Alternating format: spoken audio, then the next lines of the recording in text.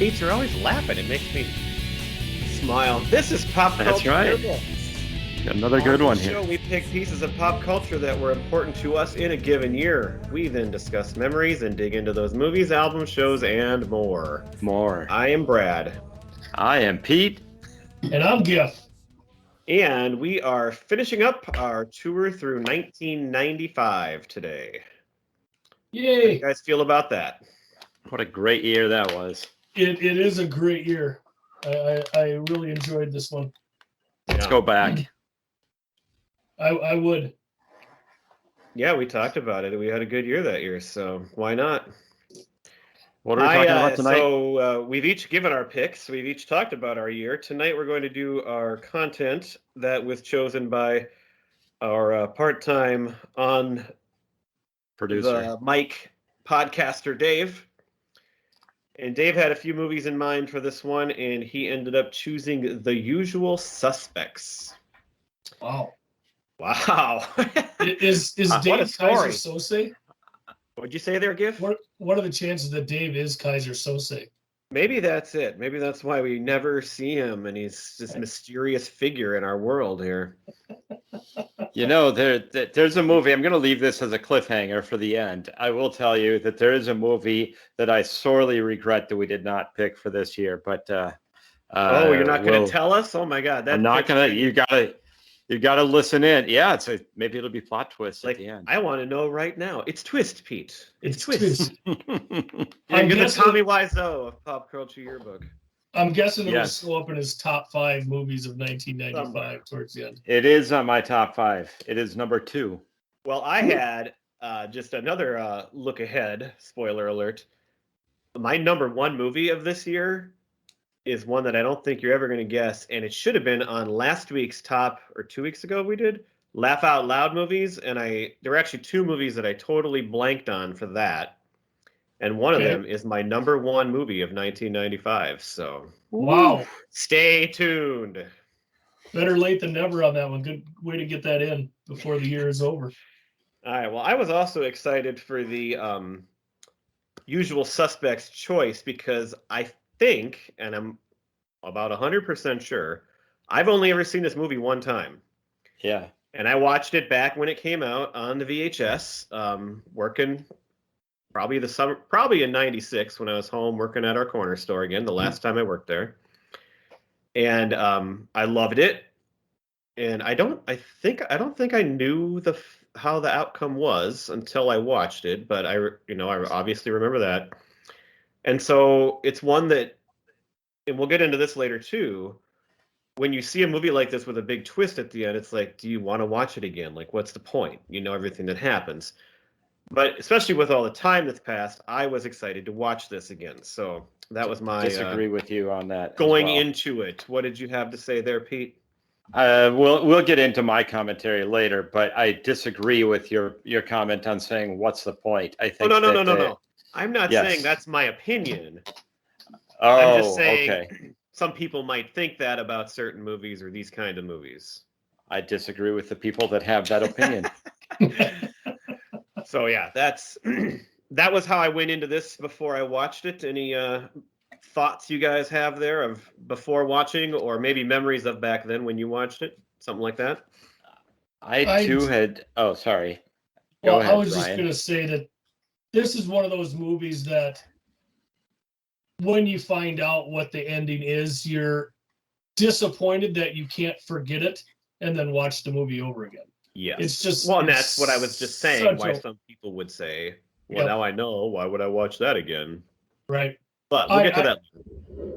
I just remember watching it and really enjoying the acting in it. Obviously, Spacey was brilliant. Chaz Palminteri was amazing as well. Just the chess game that those two were playing with each other during the whole thing, and then you come to find out that Chaz was playing checkers while Spacey was playing chess. And who else was in that room that we love from last week? The dad from Clueless. Dan Hedaya. There you go. Unfortunately, not funny this time, but it's fun Nick to see Tortelli. him. Again, Nick Tortelli. I always think of him as Nick Tortelli anytime I see him. Kala. Well, and the other thing I like is how, we've done so many different subjects now, but there's always that crossover. So, we got Dan Hedaya just 2 weeks in a row here for us, but also Juan Carlo Esposito is in this. Yes. As Who Jack is? Bear. And he, of course, is, in Breaking Bad, which we covered extensively in another episode, which everybody should go back and listen to. Oh, that's a good episode. You sure should. Yeah. But yeah, Gus. And I'm not even sure if I would have recognized him immediately because he's so young in this from Breaking Bad. He looks a little different, and so it's cool to see. Well, and he's not wearing glasses. He was wearing glasses when he was Gus, and that does make a difference. But yeah, it took me a minute, but then I did figure it out. Yeah, it took me maybe 30 seconds. I was watching it, and I'm like, who is that? Like, I know who that is. And, you pause it when you're watching it on Amazon, and it pops right up on the bottom there. And I'm like, oh, my God. Like, I didn't recognize him, but I knew him from something. So, yeah, he's just so young in it that it took me a while to figure that one out. Pete, how about you? Well, I have seen the movie also once before, but it was like 25 years ago also when I saw it, and I didn't remember the movie or the ending at all. You didn't wait a minute. You didn't know how it was going to end? I didn't know how it was going to end. And even while you're watching it, you didn't know? Correct. Holy cow. So there you go. You can watch it again. I remember it having like a big ending, but I did not remember the movie, and most of it, I don't know if I like fell asleep or something the first time I saw it or what, but I know that I had watched it before, but just didn't remember how it turned out. So it was like watching a new movie for me, and I was excited to see how it turned out.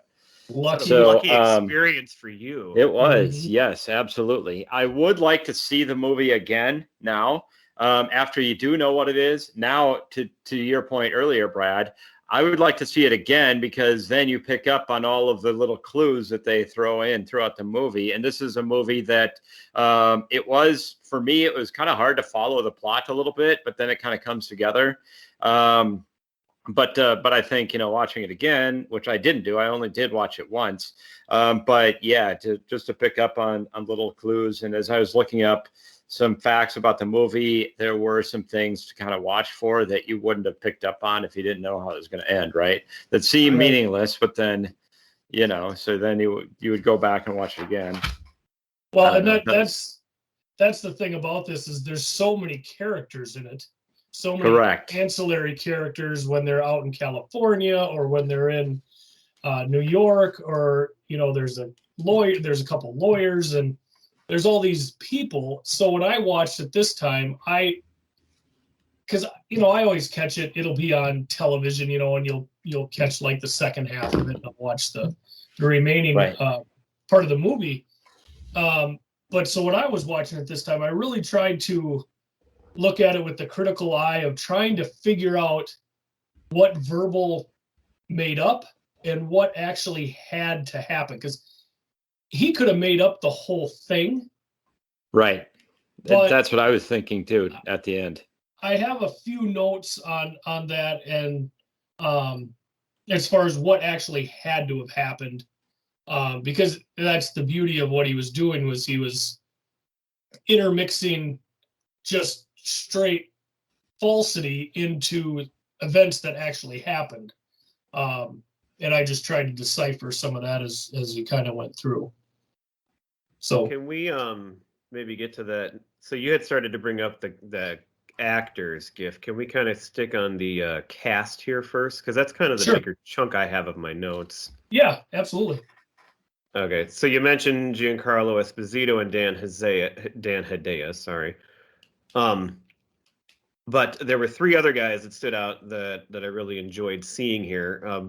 First one was Stephen Baldwin, who, I don't know that I ever really liked him in much. I don't even know much that he was in. This seemed like a really big, cool role for him based on the rest of his career.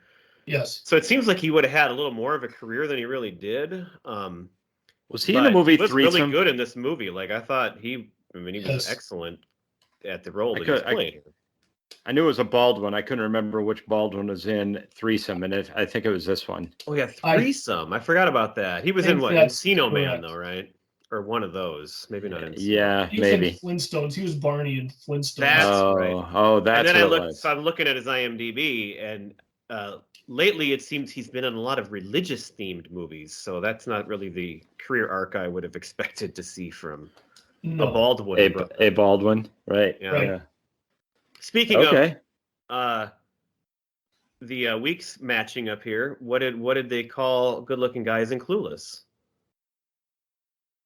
What did they call a Baldwins, Baldwin? don't they? A Baldwin. Oh, Oh yeah, he's There you such a go. Baldwin. Although, Nice. and not that I'm maybe the best judge of male looks, but Stephen Baldwin to me is not a very attractive person.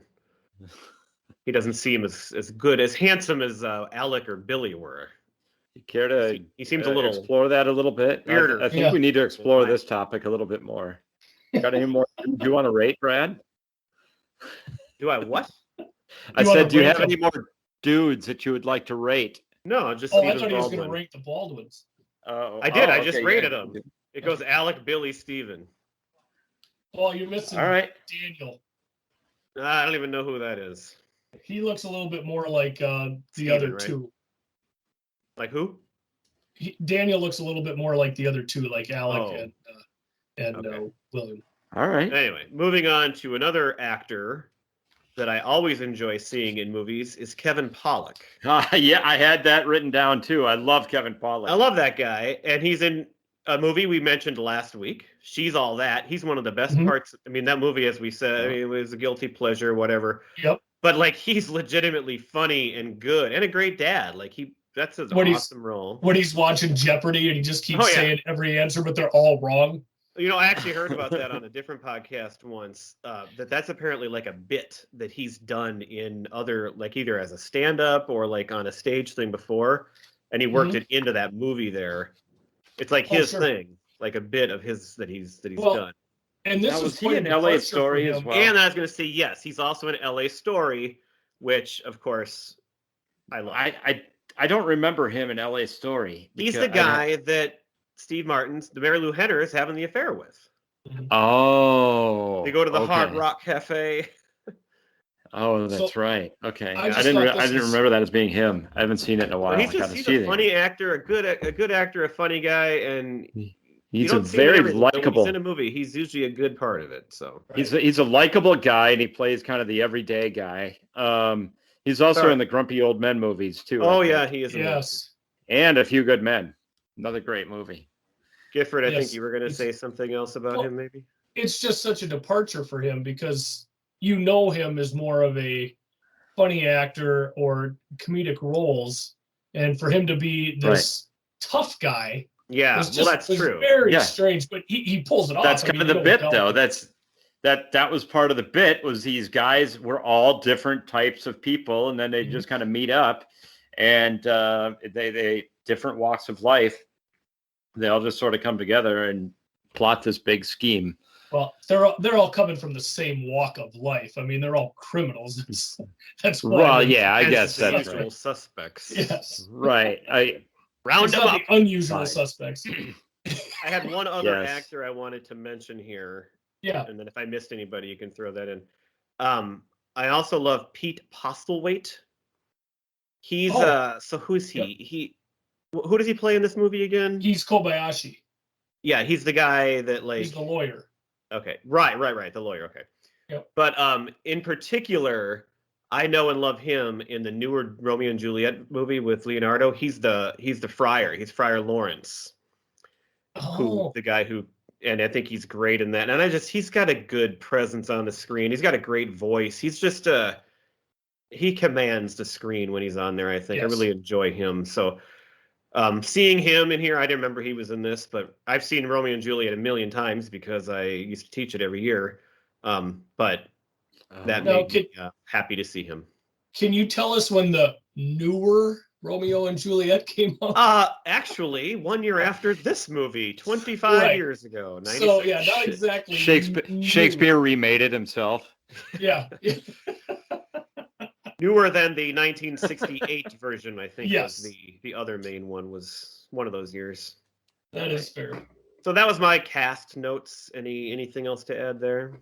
Well, Benicio del Toro is Oh amazing yeah, right. That's about funny. anything that he's in, and I love him in this. I love his dialect or accent or whatever he's got cooking is just wonderful. When they're in the lineup and they have to all of them read the line. What was that line? Oh, what was it? Give me the keys, you fucking cocksucker, I think.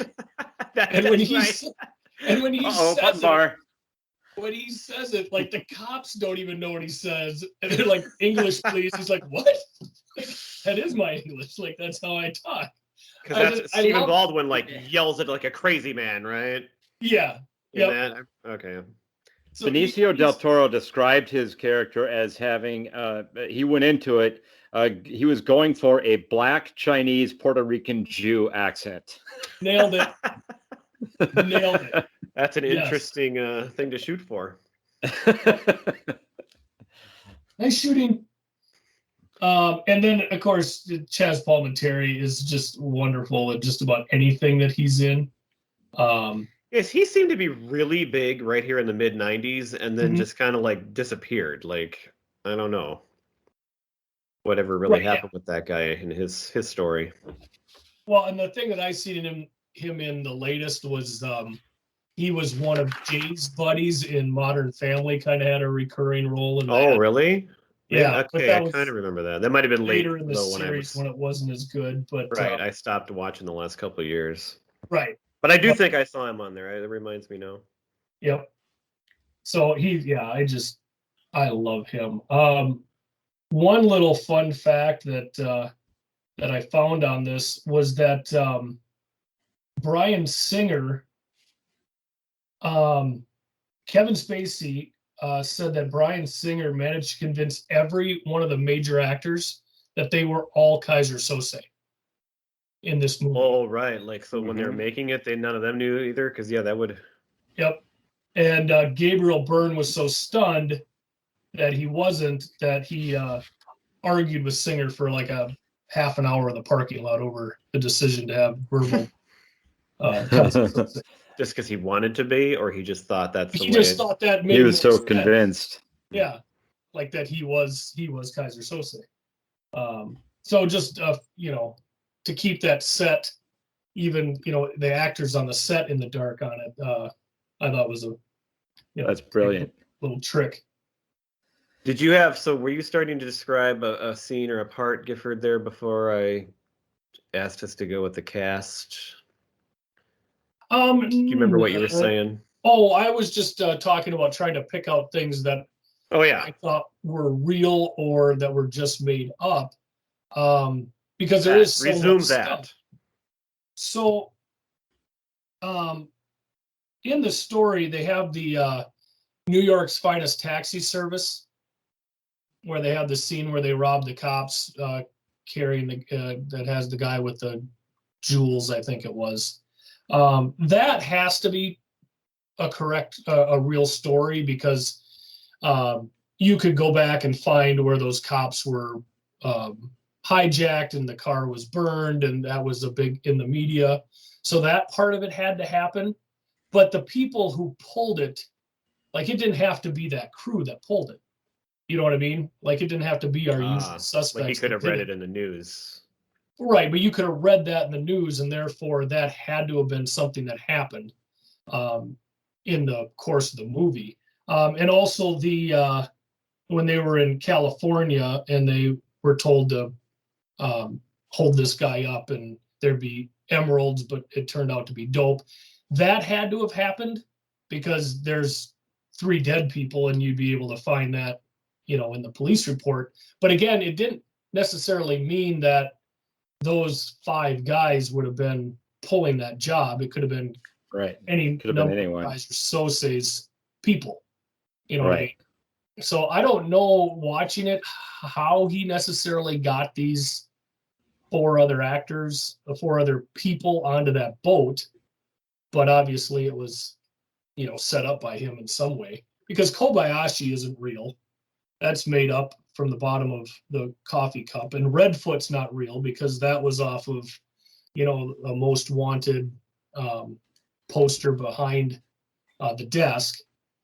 Well, you're gonna make me have to watch this again now or See, something. that's what I'm saying. Right, and That's why I the fun disagreed part with about Brad earlier. watching the movie is you know that, okay, how much do I want to, you really look for different things, and it's just fun to watch and try to, just because it's still kind of a mystery to me watching it, just a different mystery. How much did he actually make up? How much is actually real? And it just shows the brilliance of the character, just to be able to sit there and spin that yarn and act so weak and vulnerable, and when in fact he is, the monster behind all of it. I have a question, and I don't know if I kind of just dozed off for like 2 minutes or not, but so Fenster, that's Stephen Baldwin, right? He got killed. Why did he get killed? Like, I completely blanked out on that scene. Well, no, Fenster is Benicio del Toro. Okay, him. Sorry. He tried to run. You remember the scene where they meet Kobayashi, and Kobayashi gives him the briefcase with all of their history in it, like their entire police Oh, record. yeah, right. All the little envelopes. Yep. Which and I've got they a were fun told fact that about they that. need to go to this boat and pull off this job. Fenster ran for it. He said, "No, I'm not doing it. I'm gonna run." And so somehow I missed something there. That was the one like question I had where I don't know what I did, but that's where I got confused in the movie. Speaking of the manila envelopes, a fun fact that I found was that they are handed the manila envelopes in the same order that they are killed or that they die. Interesting. Wow. I did not notice that. See, those little touches are just brilliant. Yeah, I love that. By these people. Mm-hmm. Did you have like a favorite scene or part that stood out, especially watching it? So you've seen it the most, Gifford. Yeah.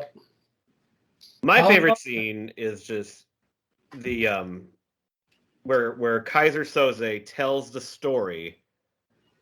Well, actually, we haven't actually given anything away yet. The story where he tells who Kaiser Soze is.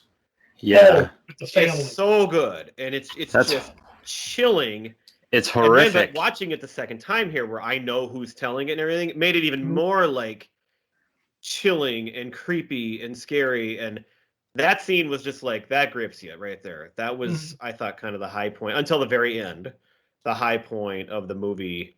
And I thought that was so well done, learning that whole background and why everybody's so scared of him and all the things that took place. He showed these men of will what true will was. Yeah. So just a phenomenal line. So that was my favorite part. I mean, to me, it's the scene at the end where you're recounting. Yeah, well, that's my other one. I was going to get to that at the end. That's just phenomenal. It's amazing. Yeah, I mean, I like the scene where they take the cop down. Just seeing how intricate everything was. With the vans pulling in and boxing them in, and I mean, it's just kind of a fun little robbery caper scene, I guess. But yeah, I'd have to agree with you, Brad. That scene, that flashback to him knocking off his own family was killing his own family was pretty crazy while they're being held hostage. Right. Yeah, that's a shock, right? That's a twist right there within the movie. Right. You don't see coming. Anything for you, Pete? Any other scenes stand out? That was the scene that I was going to say that stands out, and then of course the ending that was just amazing. The whole interaction with the interrogation, I thought that was just brilliant. The whole thing brilliantly done by Spacey.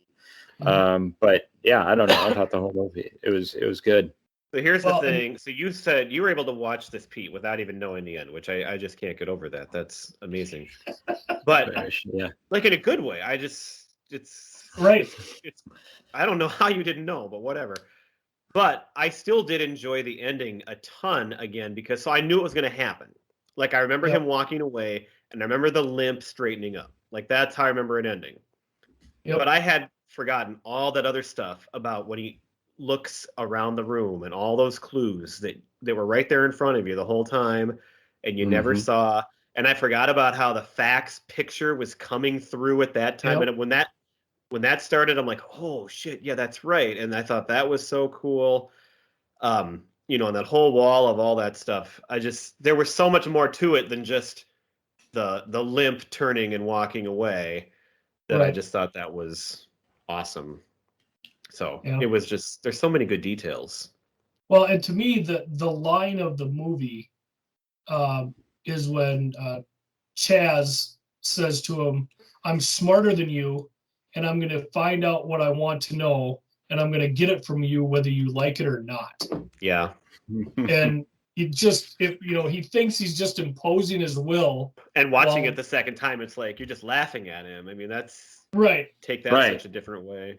But his acting was, again, to me, the acting in this film is just phenomenal. From top to bottom, I don't think there's a weak link in it. It's just great. Yeah. Not even Stephen Baldwin.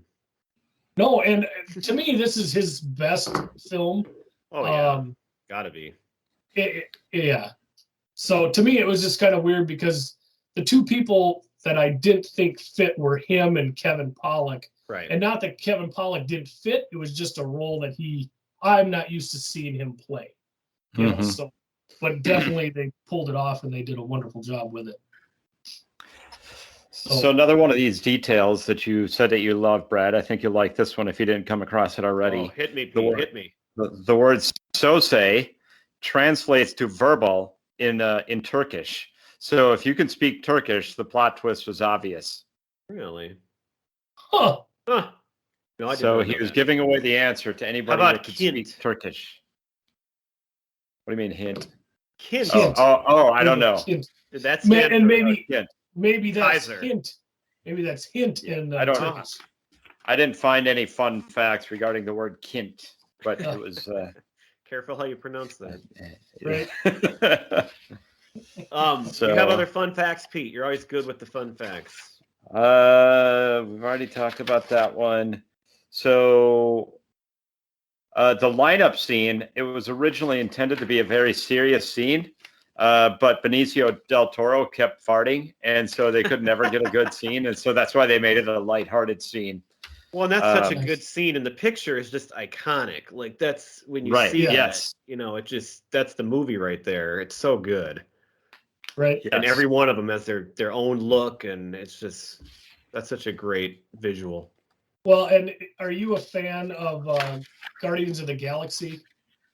Yeah, the first one was good. Yeah, I thought it was good, but then it was like, we watched the entire Avengers series, like all 25 of the movies at the beginning of COVID, like when we just had to stay home, and that was kind of what we did. And so we got through all of those. And I don't know, all of the Avengers got kind of long, but maybe that's because we did watch all 25 That's almost right in a row. Holy cow. It is a lot to watch. And you talk about the iconic scene, and obviously it's on the poster of them standing in the lineup. Well, in the Guardians of the Galaxy, there's the scene where they go to prison, that space prison or whatever, and they're all standing there in a lineup. And every time I see that, I think of Usual Suspects, and I don't know if that was a non-Usual Suspects. Probably what they're going for. Yeah. But I'm sure it's been redone in lots of movies, like something similar, because it's such just an iconic visual that people are going to copy. Mm-hmm. A couple other things I had. It had a $6 million budget, and it brought in $34.4 million at the box office. So definitely a success there. And it also won Oscars for Best Original Screenplay, and Spacey got Best Supporting Actor, which I thought was crazy that it would be who would be the main actor if it wasn't him in that movie. Yeah, they probably were just all up for Best Supporting. I mean, right, because it's I suppose with an ensemble cast. Was it up for were any other guys up for awards? Did you have any nominations or just those two that they won? Let me take a look here. So it was Spacey was nominated for a Golden Globe, but did not win it. Oh, I meant Oscars. Like if anybody No, else I was don't up for an see. Oscar. IMDb doesn't show anything else. Those are just the two that they're listing. Usually they'll list them if they're nominated as Right. well. Yeah. Okay. So that's it then. That's all I was asking. Yep. So I had two other follow-up questions to wrap up the movie here, unless you guys have more to add before that. No, I'm good. Go ahead. Ask Okay, away. so Pete, you've been hinting at this all the way through and already tried to start a confrontation here. The question was, do you enjoy watching movies like this that have a big surprise ending or some big surprise within it multiple times when you know what happens? When you've seen it, maybe loved it, but do you like to watch them again? Or which ones maybe stand out to you? Maybe we'll get to that later, actually. But like, if you do like it, what is it that you look for, or how do you view it differently on those follow-up viewings? Well, I think that the same way, unless you're Pete, and 25 years later, you somehow were able to forget everything. Sorry, the quarter century. But I'm just amazed. I'm not. It's not. I'm shocked. It's a knock. It's a knock. You're going to be giving me shit for the next just 10 years. The question, like, I can't believe you. Exactly. Well, I think after watching a movie like this, where they deliberately drop these subtle clues throughout the entire movie, not every plot twist movie does that. But I think you do have to read these fun facts where they do it so that you're paying attention to it. Otherwise, you wouldn't even notice it. Like another one that I have written down here is that during the gunfight, every Kaiser Soze point of view is immediately preceded by a shot of verbal hint. So it's like those little cinematic things that you got to look for. That's a good point. Unless I read that, I would never pick up on that. I like that point that you just made, that the movie like this, you might go try to find out more about it and like read about it on top of just watching it. And that way you can learn more and see how they put it together. So that might make you like it more again, to watch it more than once. Right. And that's kind of the point I was making earlier, was you try to see, all these little hints and clues, and even, because I'm kind of a prick that way, I like to pick it apart just to see if there's a plot hole that, didn't make sense, and they, just try to throw a twist in that doesn't necessarily make sense. Yeah. So that's fun to do. That's what I keep saying to you people. He does sometimes. That's why Gifford couldn't finish Lost. He thinks too much. Well, yeah. I don't know if any of it's any good, but I think a lot. Depends. It needs to make sense throughout, and in this movie it does. I just think they did a great job with it. But yeah, Lost did not do a good job with it, in my opinion. So speaking of that, I mean, I guess I hadn't even thought of this before, but I rewatched the whole series of Lost with my son a couple of years ago, thinking like, oh, I can't wait because it's going to make so much more sense now, and I'm going to see all these things. I think I was more confused at the end the second time around than I was the first time around. So now I still enjoyed it, and I got a lot out of it that I liked. But as far as like feeling more closure at the end, not at all. And it was like, I just don't get it. And I don't know. It's fine, but I don't love this ending at all. See, I don't know if I should go back. What did you watch it on? What service is it on? Well, it was on Hulu at the time. I don't know. I should go back and watch it and just see if I can get through it. I just worry that it'll upset me again, and I'll just quit and waste all that time. Well, and I remember when you left, like the first 3 seasons are just amazing and great, I think. And then it does. It gets really hard to follow, and it does. Actually, watching it the second time, I started to feel like you did, whereas like I felt like they were just throwing this together. This is just and it wasn't making the sense that I thought it should. Right. It seemed like they'd throw like 5 new things at you an episode and only resolve one of them. Yeah. So and just leave the other 4 hanging there. I do not regret watching it again, and he enjoyed it, but it was just I didn't get quite the satisfaction that I was hoping I would get out of it. Sure. So there are examples of, like, especially on network TV, like Lost it was a network show where they just stretch it because it's getting good ratings, and they stretch it longer than it should. Where I think that's where services like Netflix do a better job of just keeping a series great and then ending it. and not stretching it. There's a lot of examples of that. I've read that Netflix thinks that ideally 3 seasons is the ideal number of seasons for a really great show. Well, and that just shows how things have changed too, because 15 to 20 years ago, you didn't have that option at all. I mean, it was a network show and you needed to make like 22 episodes a year. That's just the way it was. And so now they call sometimes seasons of shows are like 6 episodes. It's a lot easier to pull that kind of stuff off and to do that when you know that's what you're doing. And so in a lot of ways, that's a good change. But there are still some good network shows that can pull things off as well. Well, and part of that might be that, now with the saturated market of having network and all the different streaming services, like you say, Pete, if you got 3 seasons of something, people are going to binge a season and then go away from it for a year or whatever, however long it takes to get to the next season. So you might only get people to come back 3 times before they moved on to something else. Well, yeah, because you don't have to wait a week. It's it's tough, and it's just the viewing style is just it's different. It's changed so much. Yes. Speaking of that, this same question. So I had written this on Twitter too, and I got out thankfully a little good interaction for once. But I also rewatched How I Met Your Mother recently, and Gifford, you watched that show as well. Just finished it last night. You're the reason why I rewatched it, because you were doing it and you gave me the idea. I loved watching that the second time because, unlike Lost, I felt like there was so much detail put into that show from the very beginning, and it all fit together, and they never screwed up, and they constantly said, we'll get to that later, and they did. I just thought the writing and the foresight of the creators of that show was utterly brilliant. And whether you like the ending or not, and I actually did like the ending, it all fit together so perfectly up until then. Yes. And so that was hugely fun to watch again because I liked it the first time and I actually liked the ending, but I didn't expect to watch it again. But I got so much more out of it and was so impressed with the show itself. To me, it went from a series that I liked to no, this is like a classic sitcom now. This is in the top tier to me of my favorite all-time sitcoms because I liked it so much. And I think the fact that you can binge it now, that helps. You see how quickly well they keep all those bits in, because you can watch maybe 5-6 episodes a night and then you watch again the next. So you see them repeating these themes over and over, and they really do keep it all together. I think that show was really well done.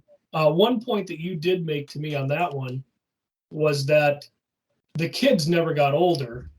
Yeah, that's one of the signs of how well they knew what they were doing. Right. So the whole thing basically took place in an evening, if you will, or maybe a couple. So he was telling the story, and so they knew I think they knew where they were going when they started it, which is nice. You have an end point, you know what you're always striving towards, so you keep it on track. And I thought they did a great job. Plus, always keeping up their bits throughout the entire series. And then if you had a flashback or a flash forward, you'd see how that tied in with some other little thing like the duck tie or what have you. They just did a great job with it. And I did finish it last night. And I was just as pissed last night as I was when I watched it the first time.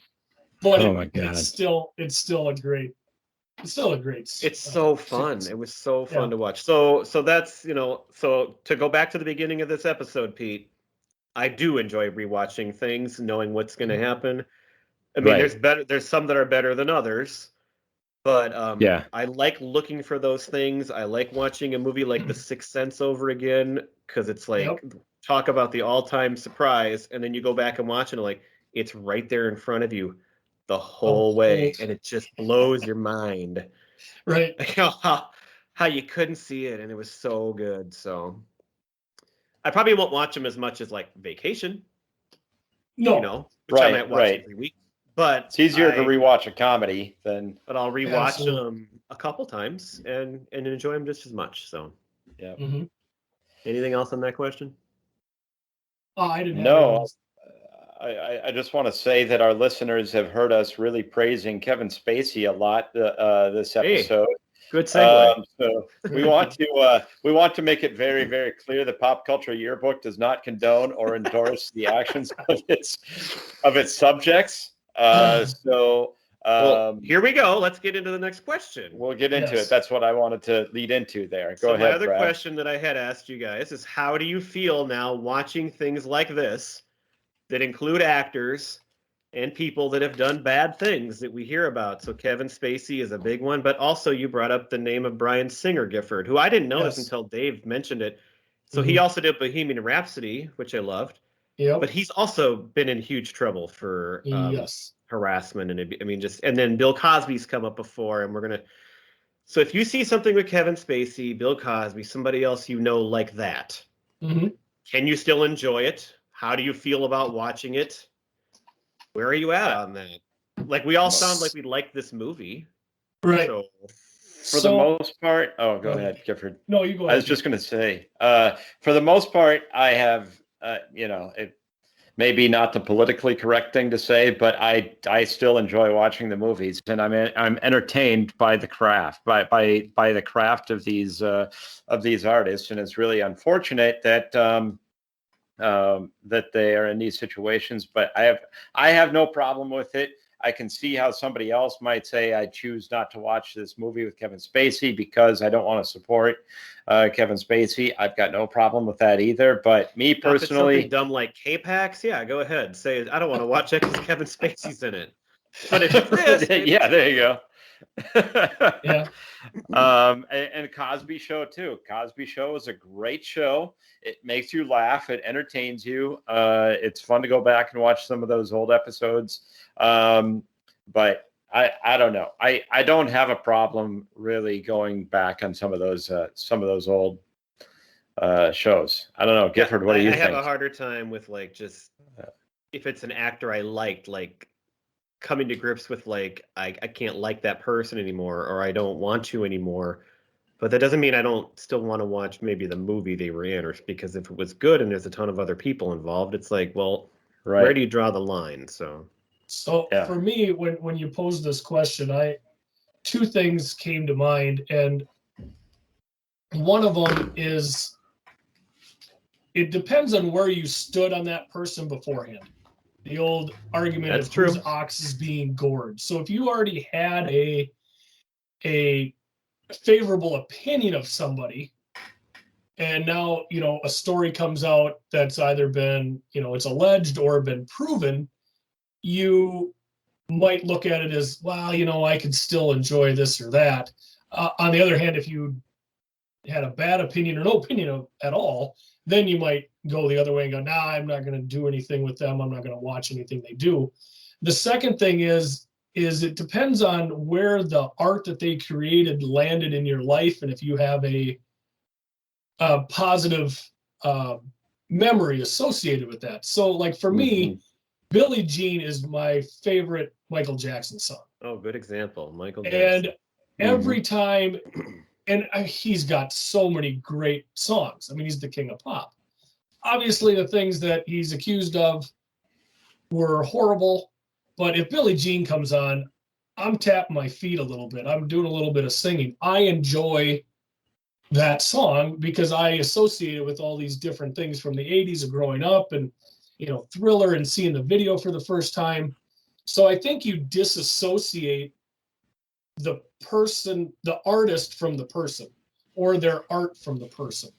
But again, I have a harder time with Michael Jackson. I don't know if maybe it's because he's a solo artist, and so it's just him basically, and I don't know. There's songs of his that I love, and I still hear him and think, God, I like that song, but I don't know. I have a harder time listening to him. I certainly wouldn't go out and seek out his music anymore. I guess if it came on the radio and it's a song I liked, then it's like, okay, am I going to listen to this or not? But a movie contains so many more people that maybe is a difference for me. Sure. Well, another example is, we're all Minnesota sports fans. Oh, I was going to bring this up just now. I know where you're going. The biggest star ever that actually won world championships was Kirby Puckett. I was just going to say that. I mean, there are great memories of childhood, and many of our friendships were built around that. And those were some of the greatest memories of my life were because of Kirby Puckett. And then later, he had some issues. He had cheated on his wife. He had and unfortunately, there was some abuse a lot of issues. Those issues were happening at the time. Yeah. If he had just started doing it later, that'd be a little easier to reconcile. But when you learn that, like, he was doing it already then with his wife, that just makes it really icky. It's absolutely heartbreaking. Well, I mean, O.J. Simpson too might be another nationally known example. That's right. That's on a different level though too, because if he actually murdered people. Hold on, Pete. Can you explain to Brad who O.J. Simpson is? He's that guy from the Naked Gun. I'm not sure if Brad knows. Oh, he was hilarious in Naked Gun. We'll leave it at that. Yeah, Kirby, I mean, and you can't take away, when they won the first World Series, we were 11 years old, and then they win it again and we're 15. You can't take away the memories and the sheer joy of our childhood just because of those other things. And it's just, it sucks. It really sucks. And those memories are about me and about us. And even, as I've said before, with relationship with my father was largely based on Twins baseball, especially around that time. And so it's like, I'm not going to disassociate or take away from that at all. Right. It's about my personal relationships more so than it is about, Kirby himself. But it did make me, another way to think about as a sports fan, I've never gotten that attached to any figure since. And by the time that happened, I was old enough maybe anyway to not. But it was, when you heard that about Kirby Puckett, it was literally like the most shocking thing that it was very hard. You just couldn't, of all the humans in the world, you could not believe Kirby Puckett could be that dark behind the scenes. And it was unbelievable. And so I will never look at a sports figure the same way again. And I just enjoy the game, and I enjoy the skill, but that's where it ends, right there. And and part of it is as you get older, you learn to not idealize people as well. You know what I mean? So that's another part of it too. I mean, when you're 11 years old, your sports figures are some of your heroes, and by the time you're 25, you've learned, well, they're people too, and you just don't you don't idealize them. But yeah, Kirby, that was a gut punch when you found that out.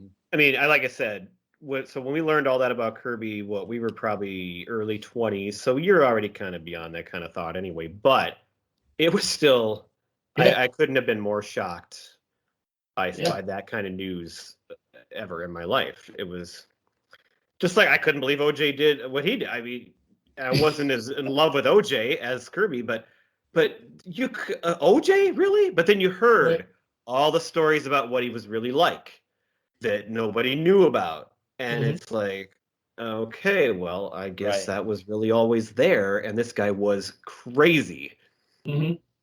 But goddamn, did he give me entertainment for 2 years there?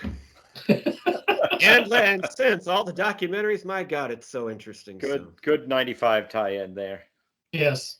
Should we go into our movies with plot twists? Yeah. So Dave, this was Dave's choice, and he asked us to create, what are your favorite movies with plot twists or things that you didn't see coming? And so he did share me his list, so I'm just going to read through his first, if that's okay. Lovely. Yes. Yeah, go for it. So his honorable mentions, he had listed American Psycho, which we talked about in a Lost episode once, actually. He mentioned The Usual Suspects, Seven, another Kevin Spacey, same time. Friday the 13th, Scream, and one that I never would have thought of, Coco. Something about who wrote the music at the end was a surprise, which I don't remember the movie well enough to really get that, but Coco was his other honorable mention. Okay. And then his top 5, number 5, he had Reservoir Dogs, the reveal of a cop, which, again, I love that movie, but I don't remember it, so I don't even know what he's referring to. But well, that wasn't, I mean, you knew he was a cop the whole time. Well, he said Mr. Orange is the cop. Yeah, but you know that already. All right. Anyway, whatever. Number 4, I saw Primal it. Fear. Primal Okay. Fear. Number Yep. 3, Fight Club. 2, The Nice. Sixth Sense. Pretty well-known ones there. And number 1, he chose The Empire Strikes Back. I Am Your Father. Ooh, That's on my list. nice. That's a So big one. that gets I us didn't even started have that with one in what my. Dave was thinking with his choices. Which one of you wants to go here? Go ahead. I can go. Obviously, you got to have Ace Ventura: Pet Detective on there. Jesus. Oh, yes. Finkel and Yes. Einhorn. That one Einhorn and didn't Finkel. pop into my head there. I'm assuming Crying Game's It gonna is a be in there as twist. well, then. Crying Game is also on the list too. Oh yeah, that's for sure. Never saw I it. had 7. I had Sixth Sense, Empire Strikes Back, some older classics. I also had American Psycho, but the original Psycho Yeah, that's a good one. is a good plot twist movie. I also had Truman Show written down, and then just Wait other a minute. honorable I mentions love the too. Truman Show. What twist are you referring to? Like when I he thought it had a finds out? twist, like when he, yeah, kind of when he finds Okay, out. so what we know all along what's going It on. was listed when I Googled it. It came up as one of the great plot twist movies. So Huh. I was like, yeah, I guess it was a good movie. I love that movie. I'd never seen it, but Planet of the Apes is actually a good plot twist. I know how it ends. Right. Citizen Kane also worth mentioning, but that's all I had there. All right. Okay. Gif. Go for it. Well, a couple of my honorable mentions. The first Saw movie was an excellent twist at the end. Also, the first Friday the 13th. Yeah, Dave had that one. If I didn't say it loud enough. Oh, I'm sorry. You did say that loud enough. I heard it. Okay. Gone Girl. I can't hear it. The Prestige. Oh, Memento, Gone Girl's so good. And also Frailty. Yeah, I love that movie. That's a good movie. Yeah, when that one hits you, yeah. And then one of my all-time favorite movies, The Sting, was a nice little twist at the end. I have never seen The Sting, so I don't know what that is. But please, it's got Robert Shaw and Robert Redford. And, I know what it is. I don't know the twist. I just have never seen it. Please do. It's a phenomenal little caper. I don't know. I watched Rain Man, guys. I don't know how much more I can fit in. No, you'll love this thing. So my top 5, number 5, The Game. Number 4, Identity. That's a good movie too. Yeah. Number 3, Fight Club. 2, Usual Suspects, and then The Sixth Sense is my number 1 plot twist. All right. Finishing this up.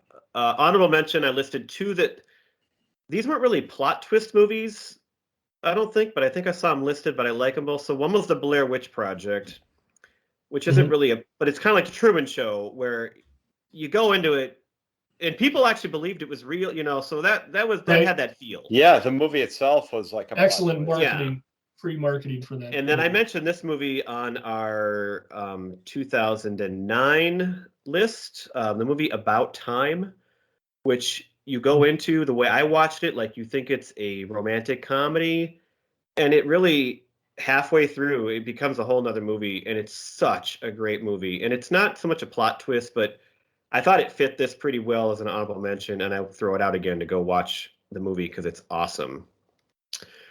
All right, here's my top 5. I combined some together based on directors or people. So number 5, I put Fight Club and Primal Fear together because they're both Ed Norton. Yep.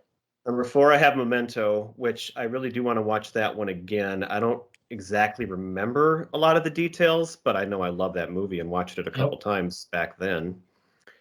The Usual Suspects, I had 3. Number 2, I had, nobody mentioned these yet, the Jordan Peele movies, Get Out and Us. Oh. Those are, I love the movie Us. Those are good movies. Dude, I like Get Out a lot better than Us. Us was okay. I thought that was cool. But Get Out's phenomenal. Good call on that one. And then number 1, I have the M. Night Shyamalan. So Sixth Sense, but I also love The Village. Yes. And I like the twist. Not everybody liked it, but I liked that movie a lot. Signs. I like it. And then Unbreakable too had a big twist. So his first like 4 movies, I loved all of them, and then they kind of went downhill. But so I grouped those in more than just The Sixth Sense. That's the one that kicked it off. So, little note on The Village. What I love about that movie is that the monsters aren't real, but you're still terrified. Yeah, and you don't know what's going on though. Right. It's still terrifying. Like I think that's such a well done. I do. I love that movie. It's a good cast. Yeah. I really very good cast. Like it more than probably a lot of people. All right, we're going to wrap this up with our top 5 movies of 95. We've talked about a lot of movies this month, but we have not actually listed our favorites yet. So we'll finish it off with our top 5s. If you don't mind, I'll just go first, and we'll go back to you, Giff, and then to Pete to wrap it up, and he'll close the yearbook on us. Yes, keep me last, because keep the audience guessing on that. That's right. You should go last. Right. Sure.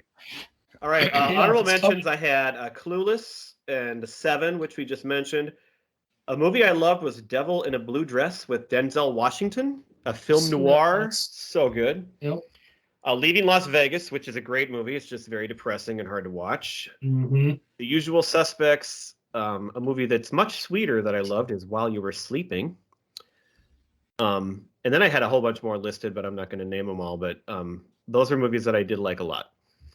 Top 5, I listed, I tie for number 5, Billy Madison and Tommy Boy. So we talked about those two. I'll just throw those in there kind of together because I like the comedies.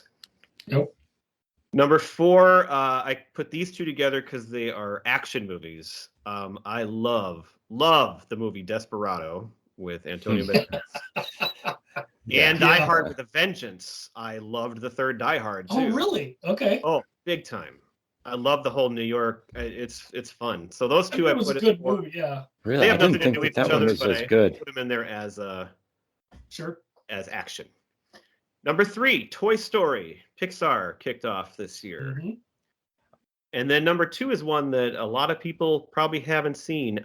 This was almost the movie I picked for this thing until I switched to Chris Isaac. The movie To Die For with Nicole Kidman and Joaquin Phoenix. Mm-hmm. And I'm going to, just like About Time, I'm going to give that one of my highest recommendations and hope that if you guys haven't seen it, you'll go watch it, and maybe some other people will. It is awesome.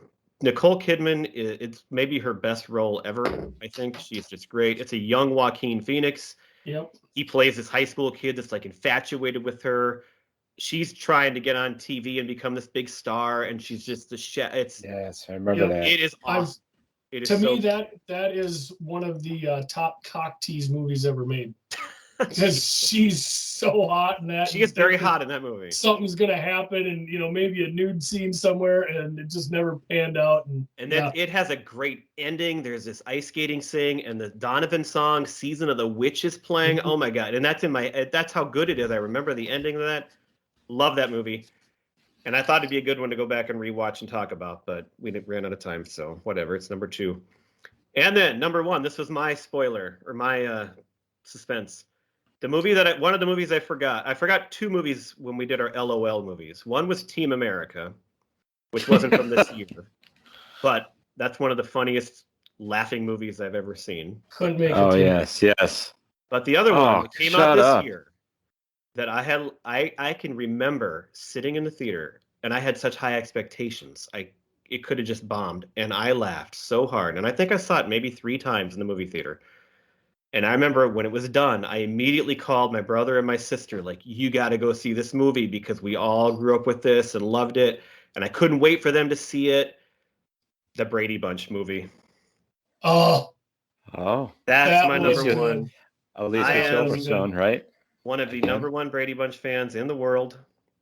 And when that movie came out, I could not wait. And they did it so perfectly.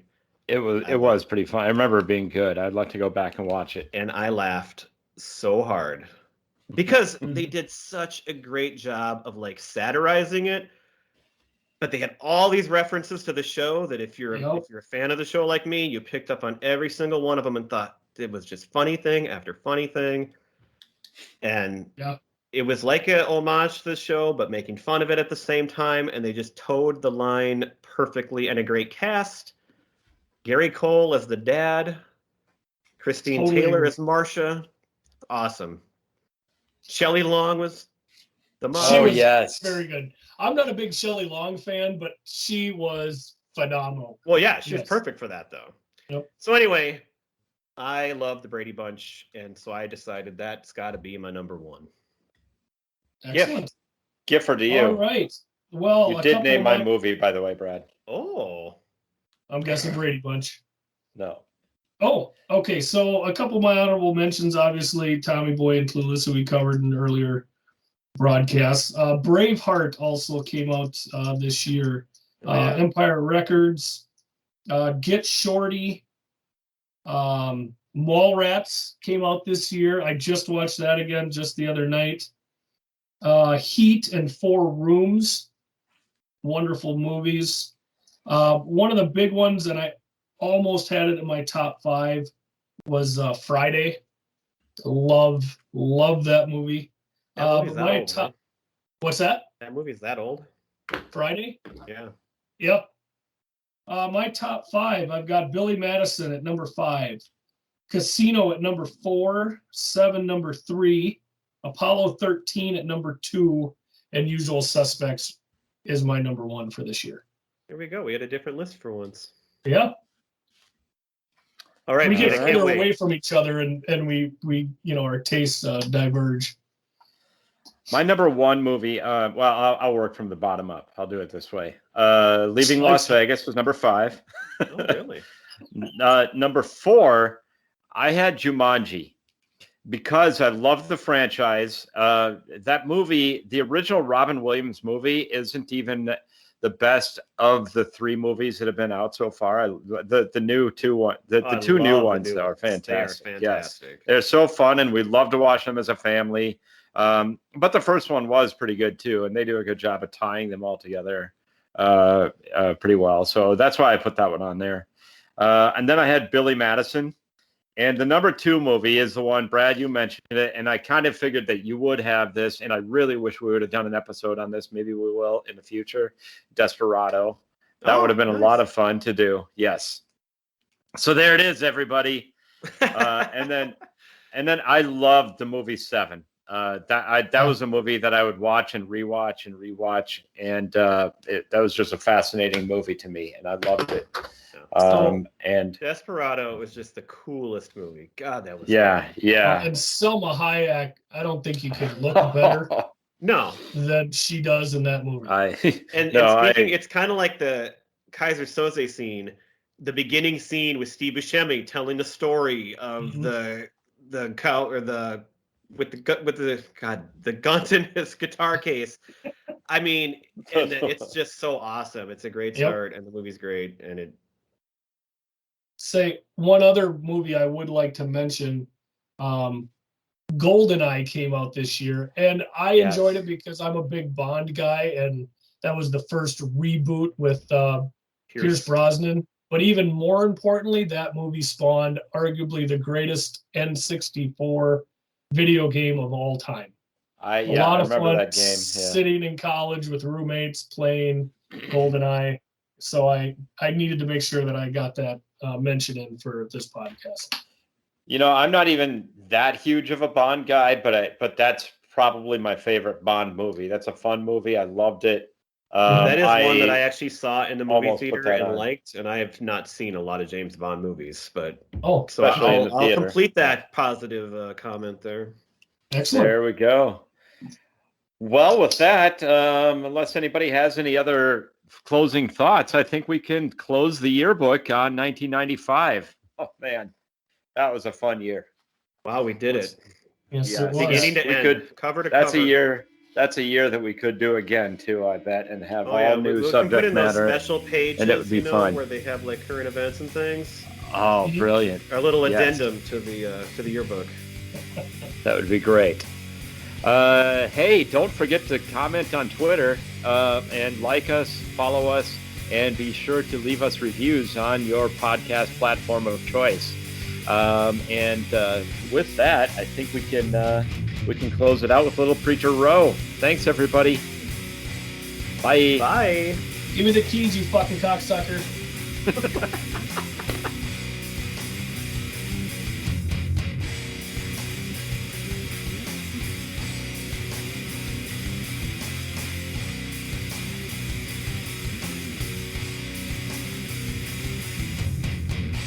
Standing on my own 2 feet.